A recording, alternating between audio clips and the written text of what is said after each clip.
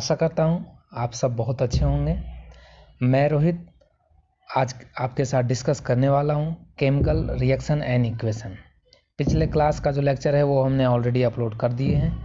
यदि आपने नहीं देखा है तो पहले उसे देखें, उसके बाद इस लेक्चर को अटेंड करें।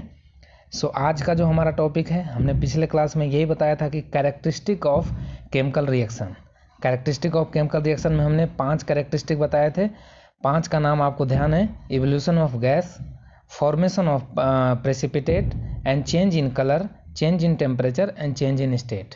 ये 5 हमने कैरेक्टरिस्टिक देखे थे कि यदि कोई केमिकल रिएक्शन को हमें पहचानना है तो हमें इन 5 कैरेक्टरिस्टिक से हम पहचान सकते हैं कि वहाँ केमिकल रिएक्शन हो रहा है। और हमने रिएक्शन 2 टाइप के डिस्कशन किए थे कि रिएक्शन कितने होते हैं, 2 टाइप के होते हैं। एक होते हैं फिजिकल रिएक्शन और एक होते हैं केमिकल रिएक्शन। ठीक है, तो हम जो फिजिकल रिएक्शन मैंने बताया था कि यदि आप वाटर से, यदि वाटर है, वाटर से हम आइस बना सकते हैं तो हम आइस से भी वाटर बना सकते हैं, इसको बोलते हैं फिजिकल रिएक्शन। ठीक है, तो ये हमें नहीं पढ़ना है, हमें सिर्फ पढ़ना है केमिकल रिएक्शन यहाँ पे। ओके, तो ये भी आपको ध्यान रखना है कि हम अपने चैप्टर में केमिकल रिएक्शन पढ़ेंगे। चलिए शुरू करते हैं आज का session. We will discuss now the all characteristic of chemical reaction one by one. First one is evolution of gas. Gas का इवोल्यूशन होना, बनना। गैस का बनना भी एक तरह से क्या है, केमिकल रिएक्शन का ही कैरेक्टरिस्टिक है। तो यदि कोई रिएक्शन हो रहा है, वहाँ पे यदि गैस का फॉर्मेशन होता है तो समझिए कि वहाँ पे कहीं ना कहीं केमिकल रिएक्शन हो रहा है। एक एग्जांपल आपको मैं सिंपल, आप घर में भी देखे होंगे कि जब आप वाटर में आप इनो मिलाते हो तो आपको देखते हो उसमें जैसे ग्लास में मिलाते हो तो उसमें गैस बनता है। ठीक है, ऐसे बबल टाइप का निकलता है उससे। तो इसका मतलब वहाँ पे गैस का इवोल्यूशन हो गया। इसका मतलब कि वाटर और इनो में केमिकल रिएक्शन हो रहा है। अब इनो का कंपोजिशन पता है क्या क्या रहता है? अरे ध्यान है, उस पर कभी पढ़े हो पेपर पे क्या होता है? इनो का जो कंपोजिशन होता है वो होता है, ध्यान रखना, MgOH का होल ट्वाइस, मतलब मैग्नीशियम हाइड्रोक्साइड, और होता है इसमें टार्ट्रिक एसिड होता है। टार्ट्रिक एसिड, अभी मैं एसिड के बारे में पढ़ाऊंगा तब इसको बारे में आपको ज़्यादा जानकारी होगा। और बेकिंग सोडा NaHCO3। ठीक है, ये भी होता है। तो ये आपको ध्यान रखना है, ये 3 कंपोजिशन में मिलाकर क्या बनता है, इनो बनता है। तो इनो को जब वाटर के साथ अपन मिलाते हैं तो अपन क्या देता है, वो हमें वहाँ पे केमिकल रिएक्शन होता है, क्योंकि वहाँ पे हमें गैस निकलता है। ओके, तो ये है हमारा फर्स्ट कैरेक्टरिस्टिक। तो एक और एग्जांपल जैसे मैंने यहाँ पे लिख रखा है, जिंक का ग्रेनुअल, मतलब एक ऐसे कंकड़ के फॉर्म में, ठीक है, छोटे छोटे टुकड़े के फॉर्म में, उसको यदि डाइल्यूट सल्फ्यूरिक एसिड के साथ मिलाएं, ठीक है, तो डाइल्यूट सल्फ्यूरिक एसिड के साथ मिलाएंगे तो भी वहाँ पे क्या हमें मिलता है, इवोल्यूशन ऑफ हाइड्रोजन गैस बनता है। हाइड्रोजन गैस निकलता है, इसका मतलब वहाँ पे केमिकल रिएक्शन हो रहा है। ये भी आपको ध्यान रखना है। ठीक है, अब इस केमिकल रिएक्शन के टाइम में ए change in temperature also in chemical reaction, ये भी पॉइंट, इसको मैं अभी डिस्कस करूंगा आगे कि क्यों टेम्परेचर चेंज होता है केमिकल रिएक्शन में। ठीक है, टेम्परेचर चेंज होता है, वो कोई सा भी केमिकल रिएक्शन हो, थोड़ी बहुत टेम्परेचर किसी में ज़्यादा होता है, किसी में कम, लेकिन थोड़ी बहुत तो टेम्परेचर सब में चेंज होता ही है। तो यहाँ भी टेम्परेचर चेंज होता है, और यहाँ पे क्या होता है, टेम्परेचर इंक्रीज होता है। आप जिस बर्तन में, जो ग्लास का बर्तन जिसमें हम केमिकल रिएक्शन कर रहे होंगे, उनको यदि आप छू कर देखिएगा केमिकल रिएक्शन लैब में, तो वो हॉट हो जाता है। इसका मतलब टेम्परेचर इंक्रीज हो रहा है। कई कई जगह पे डिक्रीज भी होता है, वो भी हम आगे देखेंगे। ओके, तो अब हम पढ़ते हैं पहले फॉर्मेशन ऑफ प्रेसिपिटेट। तो प्रेसिपिटेट पे मैं आऊँ उससे पहले मैं प्रेसिपिटेट बताऊंगा कि क्या होता है। देखो प्रेसिपिटेट क्या होता है। Precipitate is a solid product which separate out from the solution during the chemical reaction. मतलब केमिकल सॉल्यूशन से केमिकल रिएक्शन के टाइम पे जो हमें प्राप्त होता है उसे हम बोलते हैं प्रेसिपिटेट। जैसे सलाइन वाटर होता है, सॉल्टी जो नमक होता है, वहाँ से जो नमक का निकालने का प्रोसेस होता है, वो जिसमें से हम निकालते हैं, बहुत सारे लेक हैं यहाँ पे, जैसे सांबर लेक है, तो सांबर लेक में वहाँ पे जो वाटर है वहाँ का बहुत ज़्यादा सॉल्टी है, खारा है, तो उसमें से नमक निकाला जाता है। तो जब नमक निकालने से पहले वो क्या होता है, एक वाटर सॉल्यूशन होता है, सॉल्टी वाटर सॉल्यूशन होता है। ठीक है, लेकिन उसको फिर हम निकालते हैं केमिकल रिएक्शन के थ्रू कराकर, फिर उससे हम सॉल्ट निकालते हैं, हम फिर यूज करते हैं। तो जो सॉल्ट यहाँ पे कहलाएगा ना, वो क्या कहलाएगा, वो सॉल्ट जो होगा ये यही कहलाएगा प्रिसिपिटेट। तो आप प्रिसिपिटेट का मतलब समझे कि वो सॉलिड प्रोडक्ट जो आफ्टर केमिकल रिएक्शन सॉल्यूशन से हमें निकलता है, उसे हम बोलते हैं प्रिसिपिटेट। ध्यान रखिएगा। जैसे एक और आपको एग्जांपल से समझिए कि आप लकड़ी को जलाते हो, लकड़ी को हम जलाते हैं, वुड को हमने फायर किया, बर्न किया, तो इसमें क्या हमें मिलता है, इसमें प्रिसिपिटेट हमें क्या मिलता है, ऐश हमें क्या मिलता है, प्रिसिपिटेट, जो हमें जिसे हम राख बोलते हैं। तो ये राख क्या हुआ, प्रिसिपिटेट। आई थिंक अब आपको प्रिसिपिटेट क्लियर हो गया होगा अच्छे से। ओके, एक एग्जांपल और मैं यहाँ पे लिख रखा हूँ कि फॉर्मेशन ऑफ प्रिसिपिटेट, जब केमिकल रिएक्शन होता है किसके किसके बीच में, पोटासियम आयोडाइड, ठीक है, और लेड के बीच में, ठीक है, लेड नाइट्रेट। तो ये इसमें कैरेक्टरिस्टिक है कि ये फॉर्मेशन करता है, येलो प्रिसिपिटेट देता है लेड आयोडाइड का, ठीक है।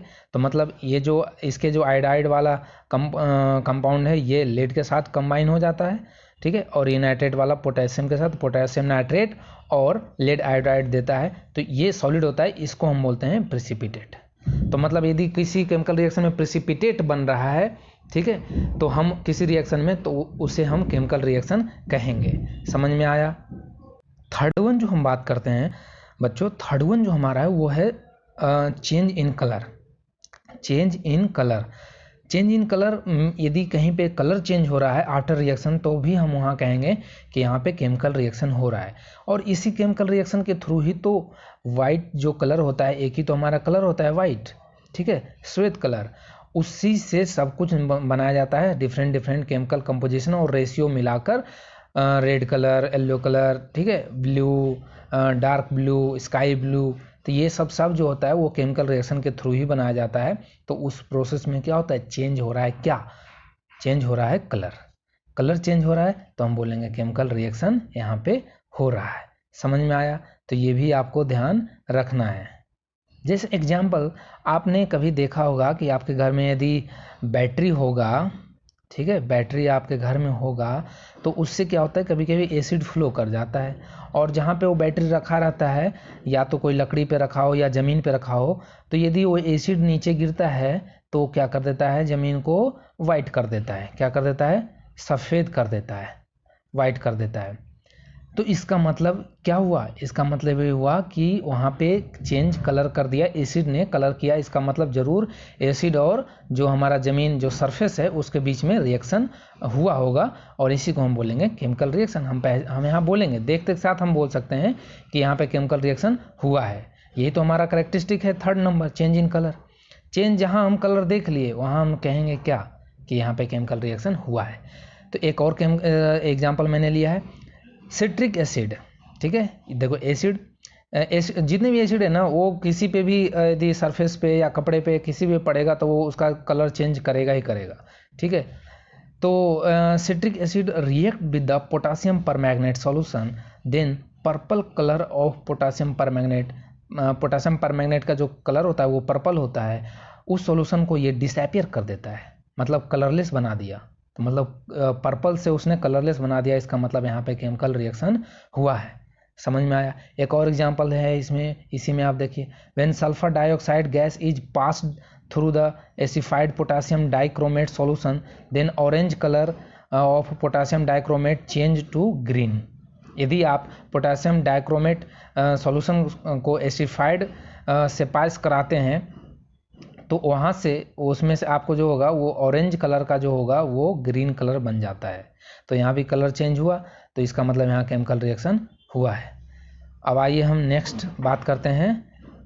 देखिए फर्स्ट हमारा जो यहाँ मैंने स्टार करके लिखा है कि why temperature change take place in chemical reaction, क्यों टेम्परेचर चेंज होता है केमिकल रिएक्शन में। तो इसको हम अभी आगे देखें जब एंडोथर्मिक और एक्सोथर्मिक पढ़ेंगे वहाँ पे। चलिए अभी पहले यहाँ देख लेते हैं कि एक ये इंपॉर्टेंट बात ध्यान रखिएगा, calcium oxide is known as two name, common name calcium oxide CaO के ध्यान रखिएगा। कैल्शियम ऑक्साइड इसको लाइम या एज वेल एज क्विकलाइम, ठीक है, दोनों नाम से जाना जाता है। कई बार ये ऑब्जेक्टिव में पूछा जाता है। और यदि पूछा जाए आपको सॉल्ट लाइम, तो सॉल्ट लाइम जो होगा वो कैल्शियम हाइड्रोक्साइड को कहा जाता है, सॉल्ट लाइम। ये भी आपको ध्यान रखना है। और कैल्शियम, और यदि आप हिंदी में इसको बोलो तो कैल्शियम CaO जो है, कैल्शियम ऑक्साइड जो हम बात कर रहे हैं, इसी को हम बोलते हैं ताज़ा चूना। ताज़ा चूना, ठीक है। चूना जो आप देखते हैं ना, जिससे पुताई होता है घर में, तो यही है कैल्शियम ऑक्साइड। ये कैल्शियम ऑक्साइड ये नहीं है, इसको बनाया जाता है उस तरफ से।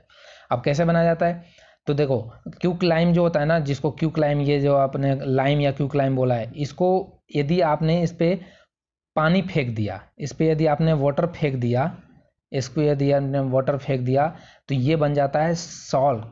ये जो वाटर H2O जो है ना, H2, इसका हाइड्रोजन ऑक्साइड इसके साथ कंबाइन करता है CaO का, और ये कैल्शियम हाइड्रोक्साइड बनाता है। और कैल्शियम हाइड्रोक्साइड अभी हमने पढ़ा है क्या होता है, सॉल्ट लाइम होता है। कैल्शियम हाइड्रोक्साइड सॉल्ट लाइम होता है।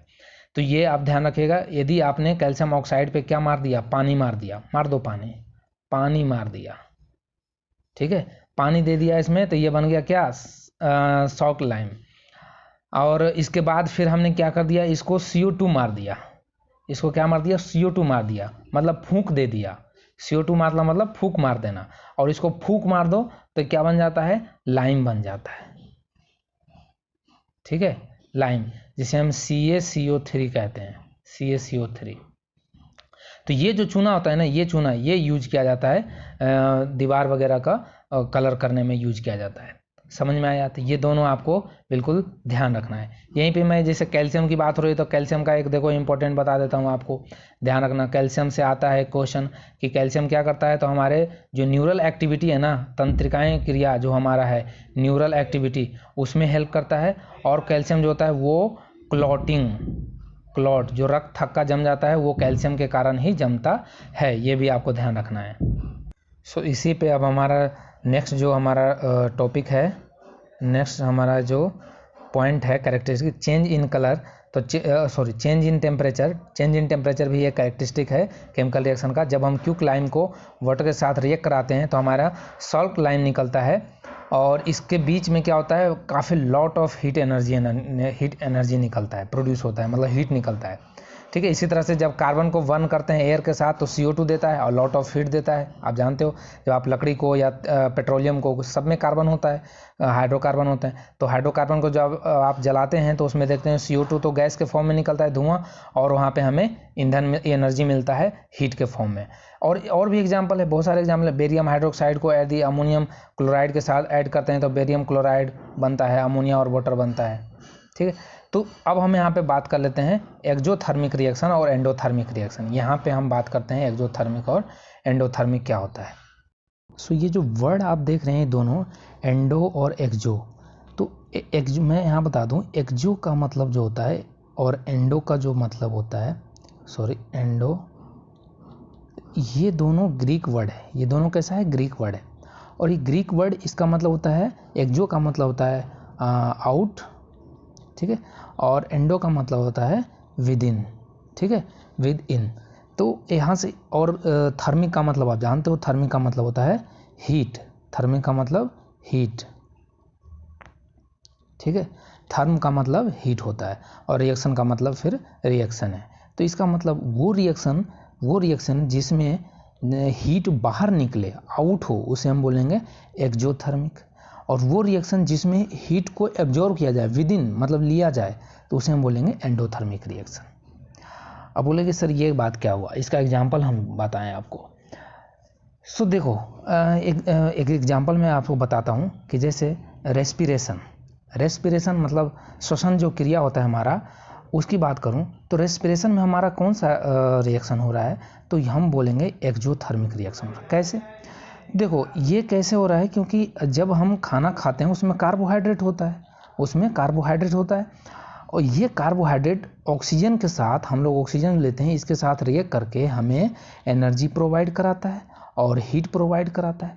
तो हीट यहाँ क्या हुआ, बाहर निकला ना, इस रिएक्शन में हीट क्या हुआ, बाहर निकला, और हीट का निकलना ही क्या कहलाता है, एक्जोथर्मिक रिएक्शन। तो इसका मतलब ये क्या हो गया, एक्जोथर्मिक रिएक्शन हो गया हमारा हीट, ठीक है। एंडोथर्मिक रिएक्शन का एग्जाम्पल क्या होगा, फोटोसिंथेसिस जो होता है, ये एंडोथर्मिक रिएक्शन है।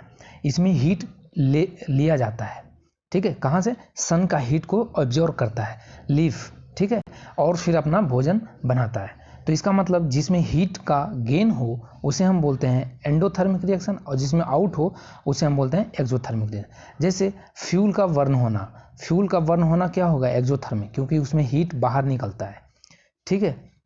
फिर जैसे आइस का मेल्ट होना क्या होगा? आइस का मेल्ट होना होगा एंडोथर्मिक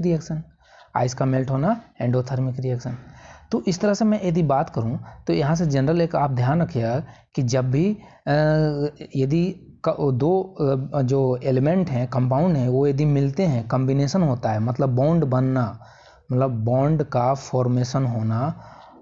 जो फॉर्मेशन होता है, दो केमिकल ए प्लस बी जब मिलता है, तो जब मिलने के दौरान क्या होता है? बॉन्ड फॉर्मेशन में हीट रिलीज होता है, मतलब बॉन्ड का बनना कैसा रिएक्शन हो गया? एक्सोथर्मिक रिएक्शन हो गया। ये आपको ध्यान रखना है, ठीक है। बॉन्ड का बनना एक्सोथर्मिक रिएक्शन होता है, मतलब हीट सिस्टम से बाहर निकलता है। अब देखो इसको लॉजिकल समझो कि जब दो बॉन्ड बनता है, जैसे ए और पी दो कंपाउंड, और ये दोनों आपस में मिल रहे हैं, तो इसमें जब बॉन्ड इनके बीच में बन रहा है तो हीट रिलीज क्यों हो रहा है? तो देखो सिंपल लॉजिक से इसको याद रखना कि जब इसके अंदर भी क्या है? कुछ एटीट्यूड है, इसके अंदर भी कुछ एटीट्यूड है, हीट है। अब ये दोनों आपस में कॉम्प्रोमाइज़ करना चाह रहे हैं, आपस में क्या करना चाह रहे हैं? कॉम्प्रोमाइज़ करना, मिलना चाह रहे हैं। तो ये अपनी हीट को, जो गर्मी है इनके अंदर, जिसके कारण इन दोनों के बीच में नहीं लड़ाइयाँ हो रही थी, उस हीट को पहले निकालना पड़ेगा, बाहर फेंकना पड़ेगा, तभी ये दोनों साथ में आ सकते हैं। तो ये क्या करता है कि ये यहाँ से हीट को रिलीज करता है। इससे आप ध्यान रखना, इस लॉजिक से आप ध्यान रखना कि जब दो चीज़ मिलते हैं तो वहाँ पे हीट क्या होता है? रिलीज होता है। समझ में आया? अब ये तो एक्सोथर्मिक हो गया। एंडोथर्मिक में क्या होगा? कोई एक सिंगल कंपाउंड होगा, ए होगा, और ये टूट जाएगा किसमें? बी प्लस सी में। मतलब बॉन्ड का टूटना, मतलब कोई एक सिंगल प्रोडक्ट जो था वो दो प्रोडक्ट में टूट गया, मतलब बॉन्ड टूटना, ब्रेक हो गया, ठीक है। तो बॉन्ड ब्रेकिंग जो प्रोसेस है वो क्या है? एंडोथर्मिक। क्यों है? क्योंकि जब हम किसी को तोड़ेंगे ना, जब तक तोड़ेंगे नहीं तब तक छोड़ेंगे नहीं, डायलॉग याद है ना? तो तुम तोड़ने और छोड़ने की बात करो, और यहाँ पढ़ाई डिस्टर्ब ना करो, ठीक है। चलो पढ़ो यार। तो मतलब मैं ये बोल रहा था एंडोथर्मिक रिएक्शन। तो इसका मतलब ये हुआ कि जब आप किसी को तोड़ना हो तो आपको एनर्जी उसमें देना पड़ता है। अब एनर्जी देगा कौन? तो एनर्जी ये खुद किससे ले लेता है? या तो एटमॉस्फेयर से लेता है, या तो हम इलेक्ट्रिकल फॉर्म में देते हैं, या तो लाइट के फॉर्म में देते हैं, ठीक है। जैसे फोटोसिंथेसिस में देखा था, लाइट के फॉर्म में आता है। जैसे हमारा एसी वर्क करता है, एसी भी एंडोथर्मिक रिएक्शन होता है, उसमें ध्यान रखना। उसमें जो रेफ्रिजरेंट होता है ना, वो क्या करता है? अपने आप को इवेपरेट करने के लिए, ठीक है, वो पहले लिक्विड फॉर्म में होता है, वो गैस वो क्या होता है? इवेपरेट होता है। और इस इवेपरेशन के दरमियान क्या होता है कि सराउंडिंग से ये हीट को खींचता है, सराउंडिंग को हीट से खींचता है। और यदि सराउंडिंग से हीट खींचेगा तो सराउंडिंग का टेम्परेचर क्या होगा? कम होगा, डिक्रीज होगा, और उसी कारण हमारा रूम क्या हो जाता है? ठंडा हो जाता है। तो समझ में आया कि कैसे एसी वर्क करता है? एसी इसी तरह से वर्क करता है। ध्यान रखना कि यहाँ में जो केमिकल होता है ना, उसके अंदर रेफ्रिजरेंट, वो क्या करता है? सराउंडिंग से हीट को ले रहा है। तो सराउंडिंग से हीट का लेना ही क्या कहलाता है? Endothermic reaction. अब आई थिंक आपको क्लियर हो गया होगा। अब मैं देखो ये क्वेश्चन का अब मैं जवाब दूंगा आपको कि why temperature change in chemical reaction, क्यों चेंज होता है? चेंज का मतलब बढ़ना भी और घटना भी। जैसे ये यहाँ देखा हमने, इसमें टेम्परेचर बढ़ जाता है, इसमें टेम्परेचर घट जाता है। तो वो क्यों होता है? ऐसा क्यों होता है बताओ? देखो, जब सिंपली बात है यार कि A प्लस बी यदि कोई रिएक्शन करेगा, तो ये इसके अंदर यदि ये कुछ एनर्जी है, ये कुछ एनर्जी है, ये जब आपस में मिलेंगे तो इसका मतलब वहाँ क्या होगा? कुछ ना कुछ तो एनर्जी का क्या होगा? एक्सचेंज होगा। इस दरमियान में हीट को क्या होता है? थोड़ा रिलीज होता है, टेम्परेचर रिलीज होता ही होता है। देखो कहीं कहीं पे भी जब लड़ाई होती है तो इसका मतलब वहाँ पे क्या हुआ? कुछ ना कुछ वहाँ पे माहौल क्रिएट होना ही होगा है। तो यहाँ भी यही माहौल क्रिएट हो जाता है यहाँ पे, ठीक है। तो इस तरह से आप लॉजिक में आप ध्यान रखना कि यहाँ पे टेम्परेचर चेंज होता है। और टेम्परेचर क्यों चेंज होता है? तो क्योंकि इन दोनों के पास एनर्जी होता है और ये दोनों मिलना चाहते हैं तो टेम्परेचर को चेंज करना ही होगा। अब टेम्परेचर ये डिपेंड करेगा कि दोनों लोग शांत हैं या अशांत हैं। शांत लोग हैं तो एंडोथर्मिक हो जाएगा, और यदि बहुत दोनों गर्म लोग हैं तो एंडोथर्मिक हो जाएगा, वो एक्सोथर्मिक हो जाएगा। ठीक है, ये ध्यान रखना। अब देखो चेंज इन स्टेट, जो फाइनल हमारा जो लास्ट पॉइंट है इसका, वो है change in state. Change in state का मतलब यदि किसी का स्टेट चेंज हो रहा है, मतलब यदि सॉलिड से लिक्विड हो जा रहा है, लिक्विड से गैस हो जा रहा है, तो भी हम कहेंगे कि क्या वहाँ पे क्या हो रहा है, वहाँ पे केमिकल रिएक्शन हो रहा है। हम लोग सब्जियां बनाते हैं, सब्जी बनाते हैं, पानी डालते हैं, उसमें वेपर बन जाता है, सब्जी हमारा अच्छे से पक भी जाता है, ठीक है, रेडी हो जाता है, हम लोग खाते भी हैं। तो इसका मतलब वहाँ क्या हुआ, हमने स्टेट को चेंज कर लिया। हमने स्टेट को चेंज, जैसे आप आलू होता है उसको आप क्या करते हो, उसको आप बिल्कुल, आलू पहले सॉलिड होता है, फिर उसको आप इतना सीटी लगाते हो कि वो बेचारा गल जाता है। ठीक है, तो इसका मतलब क्या हुआ कि यहाँ पे केमिकल रिएक्शन कर दिया आपने उसके बीच में, प्रेशर और टेम्परेचर के साथ में उनके साथ खेल गए आपने। पहले जो पल्सेस होता है वो सॉलिड फॉर्म में होता है, उसको पानी मिलाकर और उसको प्रेशर कुकर में आप प्रेशर बढ़ाकर और उसको क्या कर देते हो, लिक्विड फॉर्म में कर देते हो, ठीक है, सॉल्यूशन बना देते हो, और इसे हम फिर मज़े से खाते हैं। तो इसका मतलब चेंज इन स्टेट कर दिया आपने एक, अभी दिवाली का टाइम आ रहा है तो आप एक कैंडल जलाओगे, पहले बेचारा वो सॉलिड था, आपको तो मज़ा आ रहा है, आपको खूब दीप जला रहे हो और रोशनी कर रहे हो, लेकिन ये बेचारा जल रहा है, केमिकल रिएक्शन हो रहा है, इसका स्टेट ही चेंज कर दिया आपने। ये बिल्कुल, ये बेचारा अच्छा सा सॉलिड, एक अच्छा पिलर की तरह था, और इसको आपने धाराशाही कर दिया। तो इसका मतलब चेंज इन स्टेट भी एक तरह का क्या है, केमिकल रिएक्शन है। और भी है, जैसे अच्छा जैसे ये आइस का टुकड़ा होता है, तो आइस का टुकड़ा क्या है, एक पहले सॉलिड के फॉर्म में होता है, फिर आपने इसको बाहर निकाल कर रख दिया है, इसका स्टेट चेंज हो जाता है। तो इसका मतलब कि स्टेट का चेंज होना भी एक केमिकल रिएक्शन है। आई थिंक अब आपको पूरी अच्छी तरीके से क्लियर हो गया ये पांचों कैरेक्टरिस्टिक। अब एक वो जो इम्पोर्टेंट बात मैं बताने वाला हूँ, some chemical reaction show more than one characteristic. Obvious सी बात है कि एक कोई कैरेक्टरिस्टिक थोड़े ना एक जगह पे होगा कि भाई एक टेम्परेचर, जैसे मैं एसी का बात करूं कि चेंज इन स्टेट में पढ़ रहा हूं, तो ये जो एक लास्ट हमने पढ़ रहा है कि चेंज इन स्टेट भी केमिकल रिएक्शन है, तो चेंज इन स्टेट में पढ़ रहा हूं तो इसके दरमियान में सिर्फ स्टेट ही चेंज होता है क्या? नहीं। जैसे आइस का जब पिघलता है तो उस टाइम पे क्या होता है, आइस जब पिघलता है तो ये तो एक यहाँ तो क्या, एक तो स्टेट भी चेंज हो रहा है, टेम्परेचर भी चेंज होता है, ठीक है, टेम्परेचर भी इसका चेंज होता है। तो इस तरह से मोर देन वन कैरेक्टरिस्टिक इन्वॉल्व करता है एक समय में केमिकल रिएक्शन पे, ये आपको ध्यान रखना है। ये कोई ज़रूरी नहीं है कि एक टाइम पे एक ही केमिकल रिएक्शन शो करेगा। Okay, so thank you for watching dynamic education. और हमारा पढ़ाया हुआ अच्छा लगता है तो आपको वीडियो को लाइक करना है और ज़्यादा से ज़्यादा सब्सक्राइब करना है। Thank you.